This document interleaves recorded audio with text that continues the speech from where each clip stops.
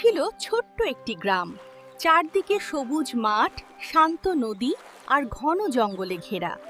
গ্রামটি ছিল খুবই সুন্দর। ও, আর মানুষজনও ছিল বেশ সুখী। কিন্তু সেই জঙ্গলে থাকতো এক চালাক শেয়াল। তার চোখে সব সময় এক ধরনের ধূর্ত হাসি লেগে থাকতো। গ্রামের সবাই তাকে চিনত ধূর্ত শেয়াল নামে।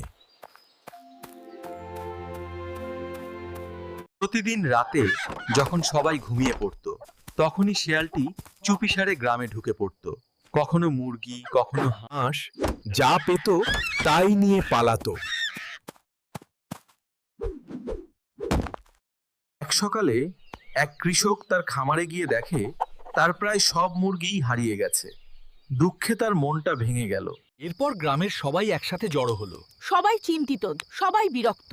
তারা বলল, এভাবে চলতে থাকলে তো আমাদের বড় ক্ষতি হয়ে যাবে। অবশেষে তারা একটি বুদ্ধি বের করল। গ্রামের পাশে মাংস রেখে সেখানে গোপনে একটি ফাঁদ পেতে রাখল। রাতে খাবারের গন্ধ পেয়ে শেয়ালটি আবার এলো। লোভে পড়ে সে সাবধানতা ভুলে গেল। হঠাৎ সে ফাঁদের মধ্যে আটকা পড়ে গেল। সকালে গ্রামের লোকজন এসে দেখল অবশেষে সেই ধূর্ত শেয়াল ধরা পড়েছে। সবার মুখে তখন স্বস্তির হাসি। এরপর থেকে গ্রামে আর কোনো চুরি হলো না। সবাই আবার শান্তিতে বসবাস করতে লাগলো। গ্রামটি আবার সুখে ভরে উঠল। শিক্ষা: চালাকি যদি খারাপ কাজে ব্যবহার করা হয়, তাহলে তার ফল একদিন নিজের কাছেই ফিরে আসে।